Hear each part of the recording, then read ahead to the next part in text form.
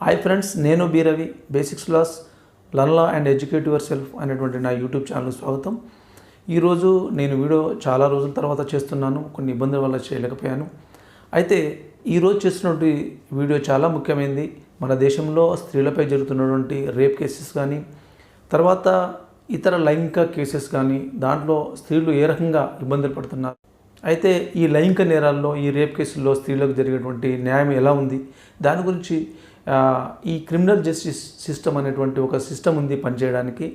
మరి ఆ సిస్టమ్ ఎంతవరకు పనిచేస్తుంది, ఒక్కొక్క డిపార్ట్మెంట్ గురించి మనం వివరంగా తెలుసుకుందాం. ఇది పార్ట్ 1 వీడియోగా తీస్తున్నాను. దీంట్లో క్రిమినల్ జస్టిస్ సిస్టంలో ఉన్నటువంటి మొట్టమొదటి ఇన్వెస్టిగేషన్ ఏజెన్సీ ఉన్నటువంటి పోలీసు, తర్వాత వాళ్ళ బాధ్యతలు, తర్వాత మెడికో లీగల్ సర్వీసెస్, తర్వాత మెడికో ఫోరెన్సిక్ సర్వీసెస్ ఉన్నటువంటి మెడికల్ డాక్టర్స్ చేయాల్సినటువంటి పనులు, వాళ్ళ బాధ్యతలు వాళ్ళందరికీ తెలుసుకోవచ్చు. కానీ అలా చేస్తే ఎలా ఉంటుంది అంటే, ఒక నేరం జరిగిన తర్వాత, ఒక రేప్ కేసు జరిగిన తర్వాత, ఒక లైంగిక నేరము ఒక స్త్రీపై జరిగిన తర్వాత స్పందించాల్సినటువంటి పద్ధతి ఏంటి, బాధ్యతలు ఏంటని వివిధ నేరాల్లో, వివిధ కోర్టులలో, అంటే వివిధ జడ్జిమెంట్స్లో సుప్రీంకోర్టు తెలిపినటువంటి అంశాలను వీళ్ళు ఫాలో అవుతున్నారా లేదా అనేది మనము దీన్ని ఈ వీడియోలో చర్చించుకుందాం, డిస్కస్ చేసుకుందాం. అయితే ఇది ఎవరిని ఉద్దేశించింది కాదు, ఒక లీగల్గా చేయాల్సిన పనిని మనం గుర్తు చేస్తున్నామని అనుకుంటున్నాను. అందులో తెలిపినటువంటి చట్టాల యొక్క సెక్షన్లు మాత్రం మనకు అమెండ్మెంట్ యాక్ట్లో ఉంటాయి, ఎవరైనా చదువుకోవచ్చు మనం చెప్పింది. అయితే మనకు తెలుసు, దీని గురించి ముందుగా మనం ఆలోచించాలి. 2012లో ఢిల్లీలో జరిగినటువంటి నిర్భయ సంఘటన తర్వాత దేశం మొత్తం మీద ప్రజల యొక్క అంతరాత్మలో కానీ, ముఖ్యంగా స్త్రీల అంతరాత్మలో కానీ ఒక అసహనం లాంటిది ఏర్పడింది.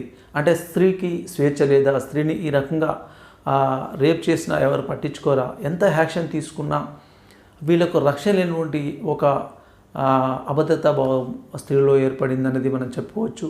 అయితే ఆ తర్వాత పోలీసులు తీసుకున్నటువంటి చర్యలు, ఆ తర్వాత అక్కడ ఉన్నటువంటి ప్రభుత్వం స్పందించిన తీరు మెచ్చుకోదగ్గది. తర్వాత వాళ్ళని అరెస్ట్ చేయడము, తర్వాత కొన్ని అనేకమైనటువంటి ప్రజల ఆందోళనల మధ్య కొన్ని అమెండ్మెంట్ యాక్ట్స్లో, అంటే క్రిమినల్ అమెండ్మెంట్ యాక్ట్స్లో 2013లో, తర్వాత 2018లో ముఖ్యంగా రేప్ కేసుకు సంబంధించినటువంటి, తర్వాత లైంగిక కేసులకు సంబంధించినటువంటి సవరణలు తీసుకొచ్చారు.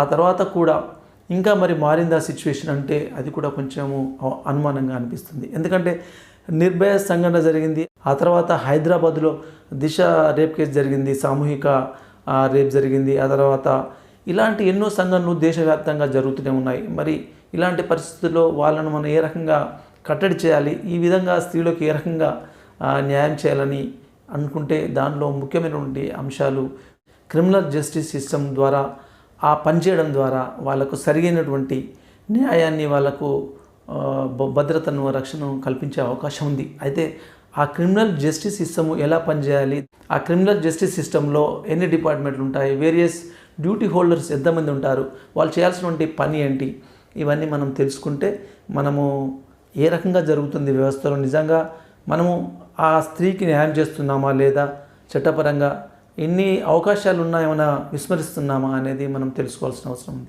ఇప్పుడు నేను చెప్తున్నటువంటి భాగంలో పార్ట్ 1గా తీసుకుందాం. దీంట్లో క్రిమినల్ జస్టిస్ సిస్టంలో మొదటి భాగమైనటువంటి ఇన్వెస్టిగేషన్ ఏజెన్సీ పోలీసు, తర్వాత రెండవది సంబంధించినటువంటి మెడికో లీగల్ ఫోరెన్సిక్ ఏజెన్సీ, ఈ 2 విభాగాల గురించి తెలుసుకుందాం. అసలు వాళ్ళు చేయాల్సినటువంటి పనులేంది, చట్టం ప్రకారం వాళ్ళకి ఇచ్చినటువంటి బాధ్యతలు ఏంటి, అధికారాలు ఏంటి, వాటిని వాళ్ళు ఎలా చేస్తున్నారా లేదా, మరి చేస్తే ఎలాంటి ఇన్వెస్టిగేషన్ నడుస్తుంది, తర్వాత మెడికల్ ఆఫీసర్స్ వాళ్ళకు ఉన్నటువంటి గైడ్లైన్స్ ఏంటి, వాళ్ళు ఒక విక్టిమ్ను, ఒక రేప్ విక్టిమ్ను చేస్తున్నప్పుడు వాళ్ళు తీసుకోవాల్సిన జాగ్రత్తలు ఏంటి, వాళ్ళు మెడికల్ రిపోర్ట్ తయారు చేస్తున్నప్పుడు తీసుకోవాల్సిన జాగ్రత్తలు ఏంటి అనే వాటి గురించి కూడా మనము చర్చిద్దాం.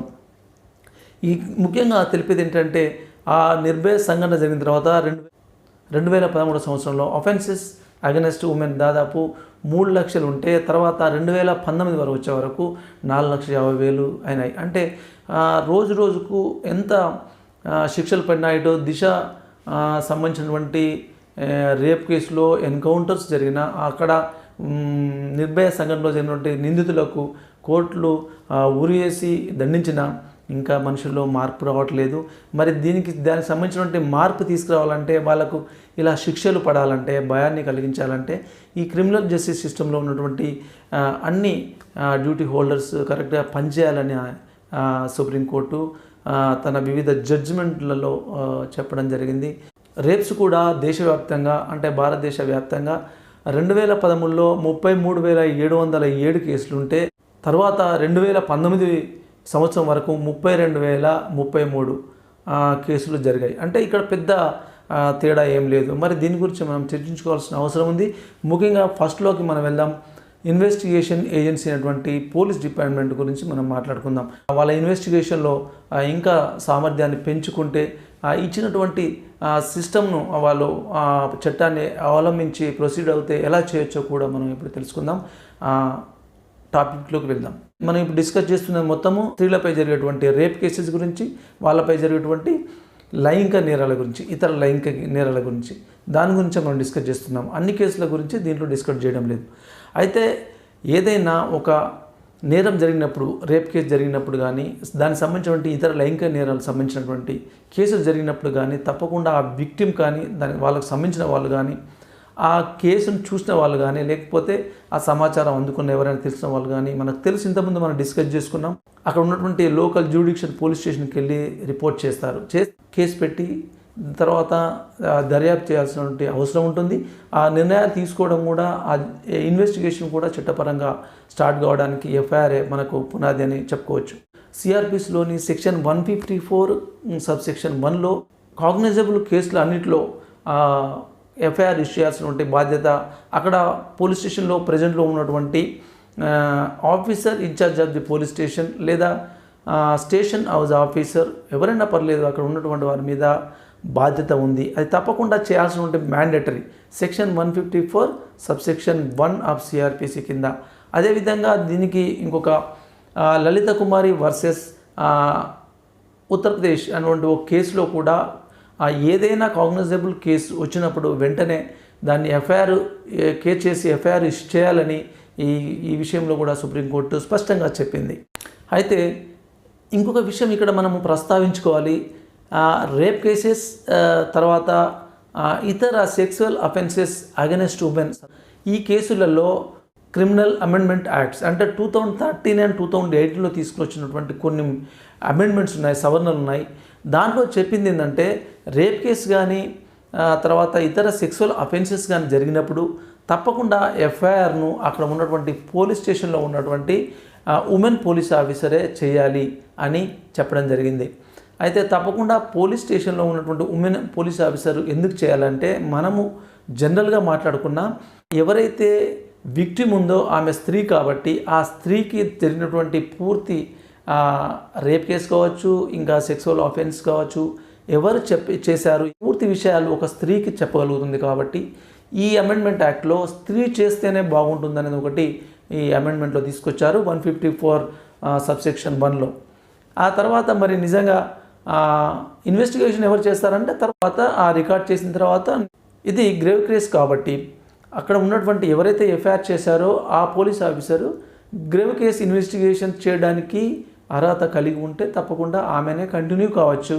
లేదంటే తన పై ఆఫీసర్కు జెంట్స్ అయినా వాళ్ళకి ఇవ్వడానికి అవకాశం ఉంటుంది. బట్ ఆమె చేసినటువంటి ఎఫ్ఐఆర్లో తర్వాత వాళ్ళ స్టేట్మెంట్లు కూడా, అమ్మాయి యొక్క స్టేట్మెంట్లు, విక్టిమ్ యొక్క స్టేట్మెంట్స్ కూడా చేయాల్సినటువంటి బాధ్యత ఒక లేడీ పోలీస్ ఆఫీసర్స్కి ఉంటుంది. ఇదే విధంగా పోక్సో యాక్ట్లో కూడా చెప్పారు. దాంట్లో కూడా సెక్షన్ 24 కూడా ఇదే చెప్తుంది.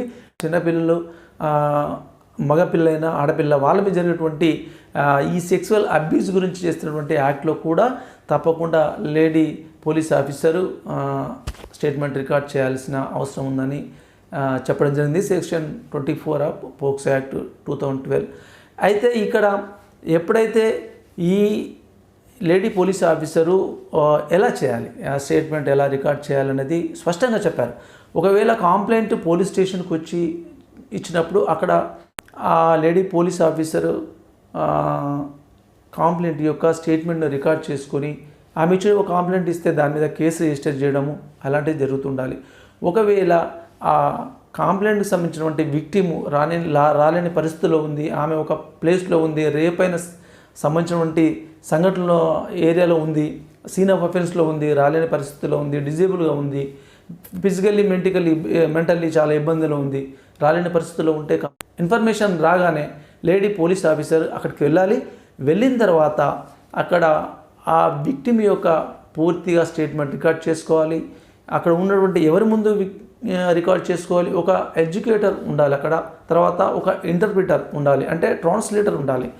ఫర్ ఎగ్జాంపుల్ ట్రాన్స్లేటర్ ఎందుకు ఉండాలంటే అక్కడ ఉన్నటువంటి విక్టిమ్ చెప్పే భాష ఒకవేళ మనకు అర్థం కాకుంటే ఆ ట్రాన్స్లేటరు ఆమె చెప్పినటువంటి భాషను అక్కడ ఉన్నటువంటి ఆ లాంగ్వేజ్లోకి మార్చినప్పుడు ఆ స్టేట్మెంట్లో రికార్డ్ చేసుకునే అవకాశం ఉంటుంది. ఆ ట్రాన్స్లేటర్ యొక్క నేమ్ను కూడా దీంట్లో ఎంటర్ చేయాల్సి వస్తుంది ఎఫ్ఐఆర్లో. అయితే వీళ్ళు ఇలా చేసిన తర్వాత అక్కడ ఉన్నటువంటి పూర్తి స్టేట్మెంట్ రికార్డ్ చేసినప్పుడు పోలీసు వాళ్ళు తప్పకుండా వీడియోగ్రాఫ్ చేయాలని ఈ అమెండ్మెంట్ యాక్ట్ 2013లోనే చెప్పారు. ఈ వీడియోగ్రాఫ్ తీయడం అనేది ఈ అమెండ్మెంట్ యాక్ట్లో చెప్పినటువంటి సెక్షన్ ఏంటంటే సెక్షన్ 154 సబ్సెక్షన్ 1 క్లాజ్ బిలో తెలిపారు, తప్పకుండా వీడియోగ్రాఫ్ చేయాలని చెప్పారు. అదేవిధంగా సెక్షన్ 154 సబ్సెక్షన్ 1 క్లాజ్ ఏ ప్రకారము తప్పకుండా ఆమె ఉన్నటువంటి ప్లేస్కి వెళ్ళి, విక్టిమ్ ఉన్నటువంటి ప్లేస్కి వెళ్ళి ఆమెకు జరిగినటువంటి రేప్ కేసు కానీ సెక్సువల్ అఫెన్సెస్ కానీ విషయంలో అక్కడనే ఆమె పిటిషన్ తీసుకోవడమా లేదా స్టేట్మెంట్ తీసుకోవడమా, ఆ తర్వాత వచ్చి ఎఫ్ఐఆర్ చేయడం అనేది చేయాలి. ఈ రెండు నిబంధనలు చాలా స్పష్టంగా ఈ అమెండ్మెంట్ యాక్ట్లలో చెప్పడం జరిగింది. దీన్ని అందరూ పాటించాలి. ఒకవేళ ఉమెన్ పోలీస్ ఆఫీసర్ లేనప్పుడు అప్పుడు మిగతా అక్కడ ఉన్నటువంటి కన్సర్న్ ఎస్హెచ్ఓ ఒకవేళ తను మగవాడైనా కానీ చేయాల్సినటువంటి అవసరం ఉంటుంది. అదేవిధంగా ఎప్పుడైతే విక్టిము ఇచ్చినటువంటి పిటిషన్ మీద ఆమె స్టేట్మెంట్ మీద పోలీసు వారు కేసు రిజిస్టర్ చేస్తారో అప్పుడు ఆ చెప్పినటువంటి స్టేట్మెంట్ను తొందరలోనే అంటే మేజిస్ట్రేట్ దగ్గర 164 CRPC కింద స్టేట్మెంట్స్ రికార్డ్ చేయించాలి. అవి చాలా ఇన్వెస్టిగేషన్లో వాల్యుయబుల్గా ఉపయోగపడతాయి. ఇంకా ముఖ్యమైనటువంటి అంశం ఏంటంటే ఒక రేప్ కేసు జరిగిన తర్వాత విక్టిమ్కు ఎంత మానసికమైనటువంటి శారీరకమైన ఇబ్బంది ఉంటుందో, తర్వాత సమాజంలో కూడా ఎంత హ్యూమిలేట్ అవుతుందో మనకు తెలుసు. అలాంటి సందర్భంలో మరి ఆమెకు న్యాయం జరగాలంటే ముఖ్యంగా కలెక్షన్ ఆఫ్ ఎవిడెన్స్ అంటే సాక్ష్యాలు తొందరగా సేకరించాలి, ఇన్వెస్టిగేషన్ తొందరగా చేయాలి. దానికి కూడా ఈ అమెండ్మెంట్ యాక్ట్లో 2013-18లో తెలిపినటువంటి ఏంటంటే ఏదైనా ఒక మహిళ మీద రేప్ కేసు జరిగితే మేజర్ అయితే ఆ మహిళ సెక్షన్ 173(1A) ప్రకారము ఆ ఇన్వెస్టిగేషన్ అనేది తప్పకుండా 2 నెలల లోపే కంప్లీట్ చేయాలి పోలీసులు. ఒకవేళ చిన్నపిల్ల మీద జరిగితే, మైనర్ల మీద జరిగితే దాంట్లో మాత్రము చాలా స్పష్టంగా చెప్పడం జరిగింది. అదే 173(1A) ప్రకారము 3 నెలల లోపు ఇన్వెస్టిగేషన్ పూర్తిగా కంప్లీట్ అయి ఛార్జ్షీట్ వేయాల్సినటువంటి అవసరం ఉంది పోలీసుకు. ఇది చాలా ఇంపార్టెంట్ విషయం. ఎందుకంటే ఎంత తొందరగా ఇన్వెస్టిగేషన్ జరిగితే దానికి సంబంధించినటువంటి ఫలితాలు అంటే ఆమెకు జరిగేటువంటి న్యాయం తొందరగా జరుగుతుందని దీని ఉద్దేశం. ఏదైనా ఒక ఆఫీసర్ అంటే ఇలాంటి కేసెస్ కానీ మరే రకమైనటువంటి కేసెస్ కానీ కాగ్నిజబుల్ సంబంధించినటువంటి కేసెస్ పోలీస్ స్టేషన్లోకి వచ్చినప్పుడు, రిపోర్ట్ చేసినప్పుడు, తెలిసినప్పుడు అతను కేసు రిజిస్టర్ చేయకుంటే అంటే కాగ్నిజబుల్ అని తెలిసి కూడా కేసెస్ రిజిస్ట్రేషన్ చేయకుంటే సెక్షన్ 166(A) IPC ప్రకారము అతని మీద అంటే అతను ఉన్నటువంటి ఎస్ఐ కావచ్చు, ఆ SHO ఎవరు ఉంటారో ఎస్ఐ కావచ్చు, CI కావచ్చు, ఎవరైనా ఉండవచ్చు, వాళ్ళ మీద తప్పకుండా చట్టపరమైనటువంటి చర్యలు తీసుకోవచ్చు. 166(A) IPC ప్రకారము వాళ్లకు శిక్ష విధించే అవకాశం ఉంటుంది కోర్టు. అందుకనే ఇలాంటి సందర్భాల్లో చట్టం గురించి తెలుసుకోవాల్సినటువంటి అవసరం ప్రతి హ్యూమన్ బీయింగ్కు, అందులో ఇల్లిటరసీ పర్సన్స్కు. తర్వాత మనం వెళ్తున్నాము, స్టేషన్కి వెళ్తున్నాము, మనకు పిటిషన్ ఇస్తున్నాము, కాగ్నైజబుల్ పిటిషన్ ఇస్తున్నాము, కానీ వాళ్ళు పెట్టట్లేదంటే దాని మీద పోరాటువంటి హక్కు ఉంది. అయితే ఇవన్నీ ఇన్వెస్టిగేషన్ ఏజెన్సీ చేయాల్సినటువంటి పనులు. నిజానికి మనము ఇంతవరకు నేర్చుకున్నటువంటి చాలా సింపుల్, అది అందరికీ తెలుసు, ఏ పోలీసుకు తెలియదని మేము చెప్పట్లేదు. ఎందుకంటే అందరూ దాన్ని సమర్థవంతంగా చేస్తున్నవారే. కానీ కొన్ని పరిస్థితుల వల్ల తక్కువ మ్యాన్ పవర్, తర్వాత చట్టాన్ని అమలుపరిచిన బాధ్యత వాళ్ళందరికీ ఉంటుంది. మరి ఇవన్నిటిని చేయాలంటే కొన్ని సంఘటనలు, కొన్ని ఇబ్బందులు జరుగుతాయి. అయితే మొట్టమొదటి మనం క్వశ్చన్ వేసుకుందాం. ఒకటి ఏంటంటే అమెండ్మెంట్ యాక్ట్లో తెలిపిన ప్రకారము ఏదైనా ఒక రేప్ విక్టిమ్ యొక్క పిటిషన్ తీసుకొని లేకపోతే స్టేట్మెంట్ తీసుకొని సంబంధించినటువంటి రేప్ కేసు కానీ సెక్సువల్ అఫెన్స్ కానీ పెట్టడానికి, వాళ్ళ స్టేట్మెంట్ రికార్డ్ చేయడానికి అన్ని పోలీస్ స్టేషన్లో ఉమెన్ పోలీస్ ఆఫీసర్స్ ఉన్నారా అనేది సందేహం. ఎందుకంటే నాకు తెలుసు, మీకు తెలుసు, అందరికీ అన్ని పోలీస్ స్టేషన్లో ఉమెన్ పోలీస్ ఆఫీసర్స్ అవైలబుల్ లేరు. కానీ మనకు అమెండ్మెంట్ యాక్ట్ చెప్తుంది women police officer statement record చేయాలి, తర్వాత ఎఫ్ఐఆర్ కూడా చేయొచ్చు 2013 అమెండ్మెంట్ యాక్ట్లో తెలిపినట్టు. మరి ఇవన్నీ జరగాలంటే వాళ్లకు సరైనటువంటి మ్యాన్ పవర్, అందులో ఉమెన్ పోలీస్ ఆఫీసర్స్ ఉండాల్సిన అవసరం ఉంది. అక్కడ ఒక ఎడ్యుకేటర్ ఉండాలి, ఒక ఇంటర్ప్రిటర్ ఉండాలి, అంటే ట్రాన్స్లేట్ చేసేటువంటి వ్యక్తి ఉండాలి, తర్వాత వీడియోగ్రాఫ్ తీయాలి. వీడియోగ్రాఫ్ ఎంతమంది తీస్తున్నారు నేను కాదనట్లేదు, అందరూ తీయాలి అంతే. అది దానివల్ల ఏమవుతుందంటే ఆ వీడియోగ్రాఫ్ సంబంధించినటువంటి సాక్ష్యము ఆమెకు జరిగినటువంటి అన్యాయానికి తప్పకుండా శిక్ష పడేటువంటి అవకాశం ఉంటుంది. కొన్ని సందర్భాల్లో విక్టిమ్ డిజేబుల్ అయి ఉంటారు, మానసికంగా బాధ చింతన జరుగుతుంది అఫెన్స్ తర్వాత, ఫిజికల్గా డిజేబుల్ అయి ఉంటారు, మానసికంగా డిజేబుల్ అయి ఉంటారు. అలాంటి వారికి మన పోలీస్ స్టేషన్ రావడానికి చాలా ఇబ్బంది అవుతుంది. ఆ టైంలో కూడా తప్పకుండా ఉమెన్ పోలీస్ ఆఫీసర్ అక్కడికి వెళ్ళి, ఆమె ఎక్కడుందో అక్కడికి వెళ్ళి, సీన్ ఆఫ్ అఫెన్స్లో ఉందా, తమ ఇంట్లో ఉందా, ఆమె ఇంట్లో ఉందా, లేదా వేరే ప్లేస్లో ఉందా, ఎవరితోనన్నా ప్రొటెక్ట్ చేయబడి వాళ్ళ దగ్గర ఉందా, ఎక్కడైనా ఉండవచ్చు నేరం జరిగిన తర్వాత. ఆ విషయం తెలియగానే వెంటనే లేడీ పోలీస్ ఆఫీసర్ అక్కడ వెళ్ళడం, ఆమెతో రికార్డ్ చేయడం అనేది ముఖ్యం. అది ఎంతవరకు చేస్తున్నారనో అన్నది కాదు, తప్పకుండా చేయాలి. అది చేస్తే చాలా బాగా రిజల్ట్ వస్తుందని నేను అనుకుంటున్నాను. అదేవిధంగా నాలుగోది చెప్పాలంటే, కొన్ని సందర్భాలలో ఒక ఏరియాలో, అంటే ఫర్ ఎగ్జాంపుల్ ఒక పోలీస్ స్టేషన్ నుండి ఏ అనే పోలీస్ స్టేషన్లో జ్యూరిడిక్షన్లో ఉన్నటువంటి జరిగినటువంటి ఒక రేప్ కేసును ఆ సంబంధించినటువంటి విక్టిమ్ బి పోలీస్ స్టేషన్కు దగ్గరలో ఉన్నది కాబట్టి బి పోలీస్ స్టేషన్కి వెళ్ళి ఇస్తారు. అయితే అప్పుడు ఆ బి పోలీస్ స్టేషన్ సంబంధించిన ఎస్హెచ్ఓ కానీ, officer incharge of the police station కానీ తనకు సంబంధం లేదు, తన జ్యూడిక్షన్ సంబంధం లేదు అని చెప్పడానికి వీల్లేదు. అలాంటి చాలామంది ఎంతమంది మరి జీరో ఎఫ్ఐఆర్ చేస్తున్నారు. జీరో ఎఫ్ఐఆర్ చేయాల్సిన బాధ్యత ఉంది, అది తప్పకుండా చేయాలని మన రాష్ట్ర ప్రభుత్వము, తెలంగాణ రాష్ట్ర ప్రభుత్వము, ఇక్కడ ఉన్నటువంటి డీజీపీ గారు అందరూ కూడా సర్క్యులర్స్ కూడా విడుదల చేశారు. తప్పకుండా జీరో ఎఫ్ఐఆర్ చేయాలి.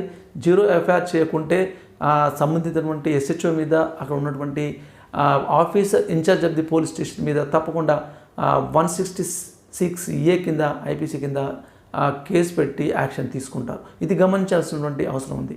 తర్వాత ఇంకొక విషయం ఏంటంటే, రేప్ కేసులలో సెక్సువల్ అఫెన్సెస్ అగెన్స్ట్ ఉమెన్ సంబంధించినటువంటి ఈ కేసులలో ఒక ట్రాన్స్లేటరు మనకు డిస్ట్రిక్ట్లో యూనిట్లో ఉంటే చాలా మంచిది, పోలీస్ డిస్ట్రిక్ట్ యూనిట్లో.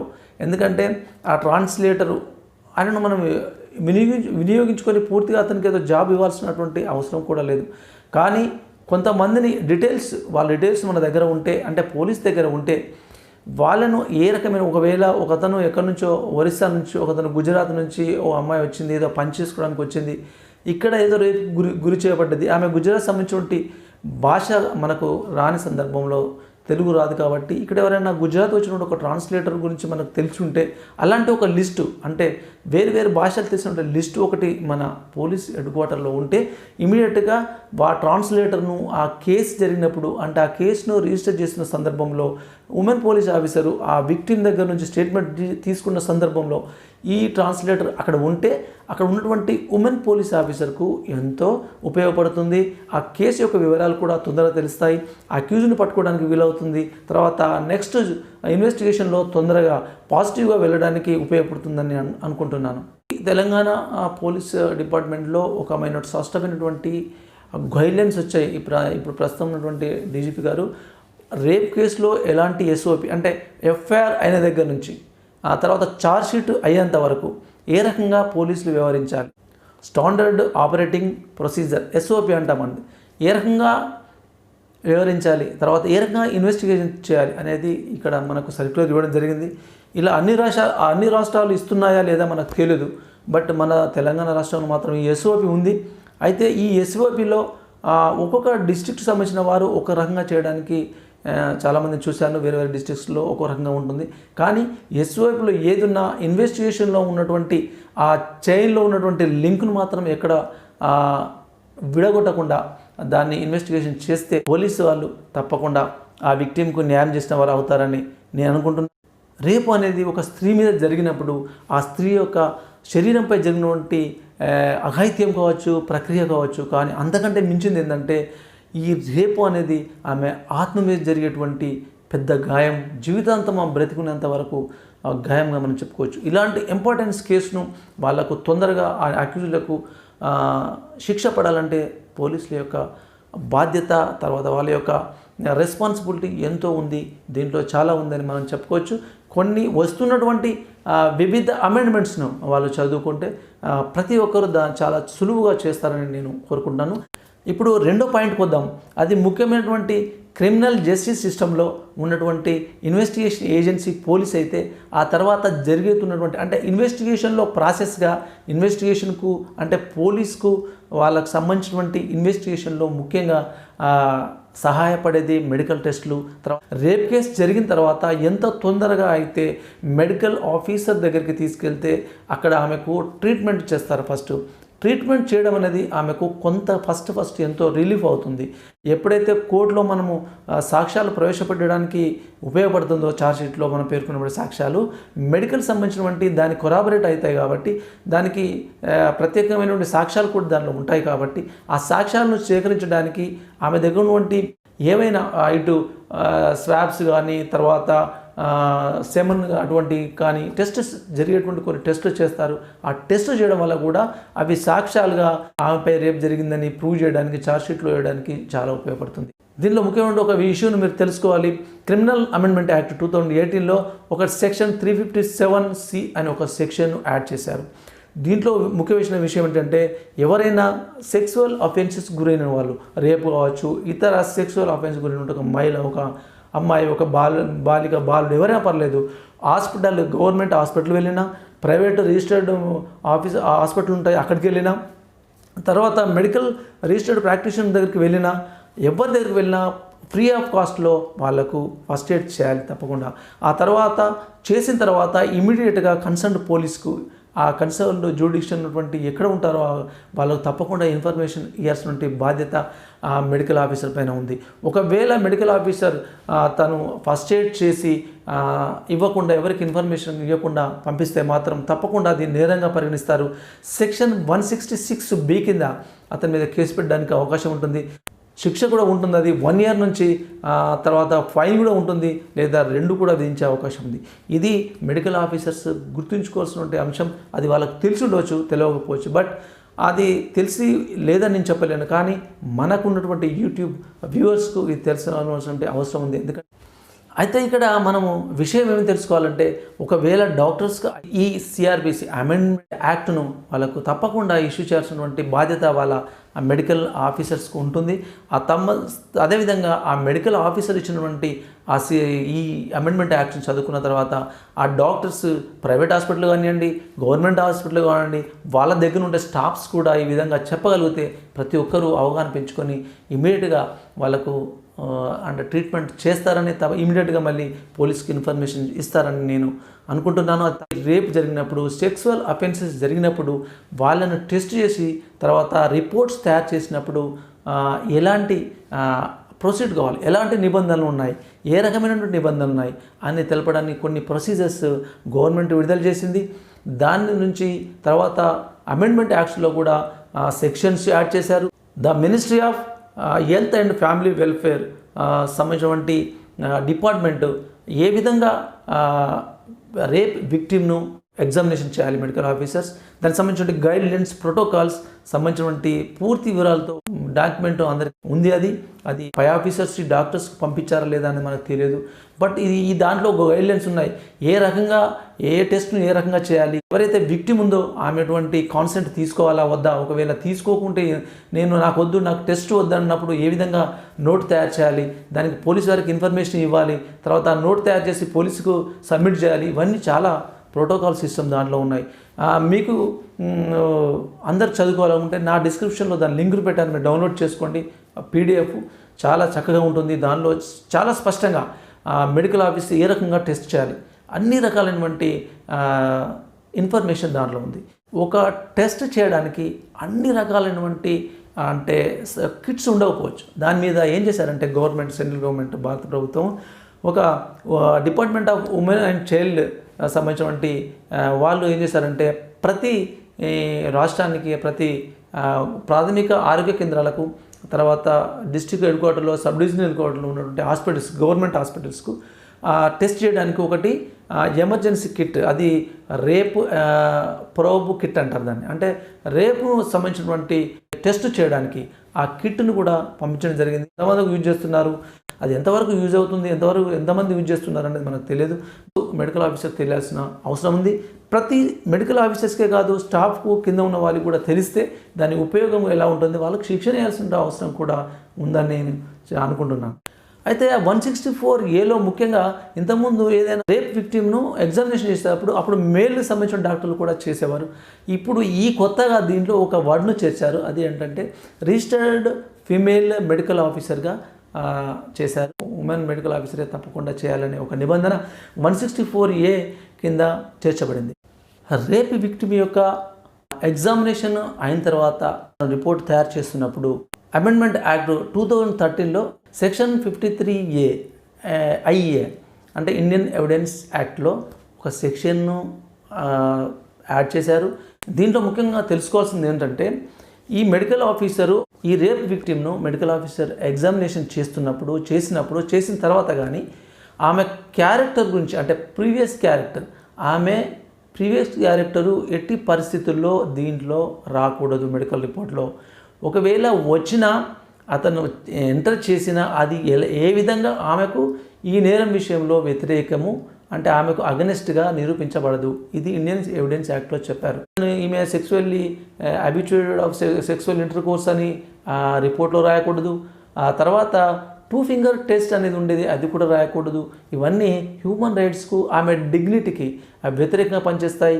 అతను రాసిన దాన్ని కూడా దాని పనిష్మెంట్ తీసుకోవాల్సినటువంటి అవకాశం ఉంటుంది. ఎందుకంటే తర్వాత వచ్చినటువంటి అమెండ్మెంట్ యాక్ట్లో 375 అంటే రేపు యొక్క నిర్వచనం మారింది కాబట్టి ఆ నిర్వచనాన్ని బట్టి అందుకే గైడ్లైన్స్ ఇచ్చిన దాని ప్రకారము చాలా స్పష్టంగా ఈ కేసుకు ఎంత అవసరమవుతుందో అంతే చేయగలగాలి. అది చేస్తేనే కరెక్టు నియమాల ప్రకారం చేయాలి. అది 53A ఎవిడెన్స్ యాక్ట్లో తెలుపబడింది. ఈమె పాత ఉన్నటువంటి క్యారెక్టర్ కానీ, చెడ్డ క్యారెక్టర్ ఉందో ఏముందో మనకు సంబంధం లేదు. మంచిదా చెడ్డదా అని మనకు సంబంధం లేదు. ఎవరితో ఇంతకుముందు సెక్సువల్ ఇంటర్కోర్స్ చేసిందో మనకు సంబంధం లేదు. ఈ కేసు వరకే ఆమెను ఎగ్జామిన్ చేయాలి. ఆ క్యారెక్టర్ సంబంధించినవి ఎట్టి పరిస్థితుల్లో ఈ కేసులో ఆమెకు వ్యతిరేకంగా ఉపయోగపడవు. ఆమె రేపొద్దున అక్యూజ్ అంటాడు, ఆమె వేరే వాళ్ళతో ఇలా సంబంధం పెట్టుకుంది, లేకపోతే ఇలా చేస్తామని అక్యూజ్డ్ డిఫెన్స్ అడ్వకేట్ వాదిస్తే దానికి ఎలాంటి వాల్యూ ఉండదు. ఆమె ఈ కేసులో ఎంతవరకు ఆమెకు అన్యాయం జరిగిందో దాన్ని మాత్రమే కోర్టు పరిగణిస్తుంది, మిగతా విషయాన్ని పట్టించుకోదు అనేది స్పష్టంగా దీంట్లో తెలుపుతారు. కాబట్టి మెడికల్ ఆఫీసర్ ఆ పరిస్థితుల్లో ఆ పద్ధతి ప్రకారమే మెడికల్ రిపోర్ట్ తయారు చేయాలి. అదేవిధంగా కొంతమంది విక్టిమ్స్ ఆ రేప్ గురించి డైరెక్ట్గా జరిగిన తర్వాత వచ్చి తమ ట్రీట్మెంట్ తీసుకుంటారు. ట్రీట్మెంట్ తీసుకున్న తర్వాత ఈ మెడికల్ ఆఫీసరు సంబంధించినటువంటి పోలీస్ స్టేషన్కి ఇన్ఫర్మేషన్ ఇచ్చిన తర్వాత ఆ విక్టిమ్ ఏమంటుందంటే, నాకు ఎట్టి పరిస్థితుల్లో నాకే టెస్ట్ అవసరం లేదని ఆమె కాన్సెంట్ ఇవ్వదు. మరి అలాంటప్పుడు చేయాల్సినటువంటి పని ఏంటి మెడికల్ ఆఫీసర్ అంటే, దీంట్లో ప్రత్యేకంగా చెప్పింది ఏంటంటే, మెడికల్ ఆఫీసర్ ఎట్టి పరిస్థితుల్లో ఆమె కాన్సెంట్ ఇవ్వనప్పుడు ఆ మెడికల్ ఆఫీసర్ ఒక నోట్ తయారు చేయాలి. ఆమె కాన్సెంట్ ఇవ్వడం లేదని చెప్పి ఒక నోట్ తయారు చేసి పోలీస్ వాళ్ళకు తప్పకుండా సబ్మిట్ చేయాలి. అదేవిధంగా ఒకవేళ మైనర్ అయితే వాళ్ళ తల్లిదండ్రుల దగ్గర ఆ నోట్ను తీసుకొని ఆ సంబంధించిన నోట్ను పోలీస్ వారికి ఇన్ఫర్మేషన్ ఇస్తూ వాళ్ళు సబ్మిట్ చేయాల్సిన అవసరం ఉంటుంది. ఇది తప్పగా చేయాలి. అయితే ఈ ఇష్యూలన్నీ మనము మాట్లాడుకుంటున్నాము. ఇది పార్ట్ 1 వీడియోలో మనం చేస్తున్నటువంటి ఈ ఒక డిస్కషన్ మాత్రమే. ఇది ఎవరిని ఇబ్బంది పెట్టడానికి కాదు, ఇది నా అభిప్రాయాలు మాత్రమే. ఎవరిని లీగల్గా తెలియదు మీకు, లేదా నేను చెప్తున్నాను మీరు వినండి అని చెప్పడానికి కాదు. ఇది ఒకటి ఏంటంటే, ఉన్నటువంటి రేప్ విక్టిమ్కు మనం ఇలా సహాయం చేస్తే వాళ్ళకు మంచి జరుగుతుంది. తర్వాత కేసు సంబంధించినటువంటి రిజల్ట్ కూడా కన్విక్షన్ అవుతారు. చేయాల్సినటువంటి అవసరం ఇలా ఉందని చెప్పాను. తర్వాత డాక్టర్స్ విషయానికి వస్తే మనం ఇప్పుడు మాట్లాడుకున్నాము. ప్రతి ప్రైమరీ హెల్త్ సెంటర్లో, తర్వాత హెడ్ క్వార్టర్లలో, డిస్ట్రిక్ట్ హెడ్ క్వార్టర్లో, తర్వాత మండల హెడ్ క్వార్టర్లో కూడా ఉమెన్ మెడికల్ ఆఫీసర్ను ఉంచితే బాగుంటుంది. తర్వాత గవర్నమెంట్ ఇచ్చినటువంటి రేప్ ప్రోబ్ కిట్ అనేది కూడా ప్రొవైడ్ చేస్తే వాళ్ళకు కూడా చాలా ఈజీ అవుతుంది. తర్వాత డాక్టర్స్ ఉన్నటువంటి కొన్ని అంశాలు ఉన్నాయి. ఏ రకంగా ఈ టెస్ట్ చేయాలి, ఏ రకంగా ఒకవేళ ఆమె కాన్సెంట్ లేకుంటే ఏ విధంగా ప్రొసీడ్ కావాలని కూడా వాళ్ళకు కూడా వాళ్ళు తెలుసుకోగలిగితే, వాళ్ళకు తెలిసి ఉండవచ్చు, తెలియలేదని చెప్పలేము, కానీ వాళ్ళకు సంబంధించినటువంటి ఆఫీసర్స్కు, కొత్తగా వచ్చినటువంటి డాక్టర్స్కు దాని మీద అవగాహన కల్పిస్తే చాలా మంచిగా ఉంటుంది. కలెక్ట్ చేసినటువంటి వెజినల్ స్వాబ్స్ కానీ, ఇంకా టెస్టులలో వివిధ సంబంధించినటువంటి కలెక్ట్ చేసినటువంటి అన్ని రకాలైనటువంటి మెడికల్ సాక్ష్యాలను మనం ఫోరెన్సిక్ పంపించాల్సిన అవసరం ఉంది. ఈ ఫోరెన్సిక్ కూడా ప్రతి డిస్ట్రిక్ట్లో దాదాపు ఇప్పుడు ఉన్నాయి మన తెలంగాణ స్టేట్లో. అదేవిధంగా ఇంకా ఏమైనా లేకుంటే అన్ని డిస్ట్రిక్ట్లో ఉంచాలి. రెఫర్ చేసినటువంటి ఆ రిపోర్ట్స్ అక్కడ పంపించడం, తర్వాత రిజల్ట్ రావడం, తర్వాత ప్రతి డిస్ట్రిక్ట్లో ఒక డిఎన్ఏ సెంటర్ను పెట్టగలిగితే ఆ డిఎన్ఏ ద్వారా చాలా మంచి సాక్ష్యం డిఎన్ఏ దాన్ని ఆ డిఎన్ఏ వలన అతను రేప్ చేశాడా లేదా, లేకపోతే ఒకవేళ అతనికి ప్రెగ్నెంట్ అయితే పుట్టినటువంటి బాలుడు అతనికి పుట్టాడా లేదా, ఇలాంటి కొన్ని ఇష్యూస్ మన స్టేట్లో అయితే ఇప్పుడు హైదరాబాద్ పోయి అక్కడ చేయాల్సి వస్తుంది, పరిస్థితి వస్తుంది. అన్నీ సంబంధించినటువంటి పోలీస్ స్టేషన్ నుంచి హైదరాబాద్ పోయి చేయడం అంటే చాలా ఇబ్బంది ఉంది. కాబట్టి ఇక్కడ ప్రతి డిస్ట్రిక్ట్లో ఒక డిఎన్ఏ సెంటర్ ఉంటే చాలా బాగుంటుంది. తర్వాత ఏ విధంగా విక్టిమ్ని ఏ విధంగా టెస్ట్ చేసి దానికి సంబంధించినటువంటి అన్ని మెడికల్ ఎవిడెన్స్ను మనం రిఫర్ చేసి పంపించడం, దాని మీద అభిప్రాయాన్ని చేస్తున్నామో, రిపోర్ట్ ఇస్తున్నామో, అదేవిధంగా దానిలో పాల్గొన్న అక్యూజ్డ్ కూడా అతి తొందరగా ఎలాంటి డిస్టర్బెన్స్ లేకుండా తొందరగా తన మెడికల్ టెస్ట్ చేయించాల్సిన బాధ్యత ఇటు పోలీసుల పైన, అటు మెడికల్ ఆఫీసర్ పైన ఉంటుంది. అది జరుగుతుంది. అయితే కొన్ని సందర్భాల్లో వాళ్ళు ఎస్కేప్ కావడము, దాని తర్వాత మళ్ళీ పోలీసు వాళ్ళు చాలా కష్టపడేటువంటి సందర్భాలు చాలా ఉంటాయి. అది ఒక కత్తి మీద సాములాటువంటిది. ఆ రేప్కి సంబంధించినటువంటి అంశాన్ని చాలా జాగ్రత్తగా తీసుకుంటారు. దాని మీద ప్రభుత్వాలు కూడా చాలా ఖచ్చితమైనటువంటి స్టాండర్డ్ ఆపరేటింగ్స్ ప్రొసీజర్ను ఫాలో అవుతున్నాయి. ఇలాంటి ప్రొసీజర్ను తప్పకుండా అందరూ ఫాలో అవ్వాలని కోరుకుంటున్నాను. పార్ట్ 2లో నేను ముఖ్యంగా ఏం చేస్తానంటే కోర్ట్స్ గురించి, తర్వాత రిహాబిలిటేషన్ గురించి, రేపు జరిగిన తర్వాత ఆమెకు రిహాబిలిటేషన్ ఉంటుంది, ఆమెకు ఆర్థిక సాయం చేసే పద్ధతి ఉంటుంది, దాని గురించి, తర్వాత కోర్టు సంబంధించినటువంటి ట్రయల్ ఎలా జరగాలి, తర్వాత మనం పోలీసు వాళ్ళు ఎంతో తొందరగా చేయాలనేది కూడా దాంట్లో నేను కొంచెం డిస్కస్ చేస్తాము. ప్లీజ్ ఏదేమనుకోవద్దు, ఇక్కడ ప్రతి నిమిషాన్ని ఎవరు తప్పుగా పట్టుకోవద్దని. ఇది చెప్పాల్సింది ఒకటి, అందరికీ అవగాహన కల్పించినటువంటి ప్రోగ్రాం మాత్రమే. దీంట్లో ఎలాంటి పరిస్థితులు ఎవరిని విమర్శించడానికి చేసే పని కాదు. ఏదైనా చట్టంలో ఉన్నటువంటి పాయింట్ను మాత్రమే ఇక్కడ మీకు చెప్పడం జరుగుతున్నది. దీన్ని మీరు అర్థం చేసుకుంటారని కోరుకుంటూ నెక్స్ట్ వీడియో వితిన్ 2-3 డేస్ లోపల నేను మళ్ళీ ఇస్తాను యూట్యూబ్ ఛానల్లో, నా యూట్యూబ్ ఛానల్లో.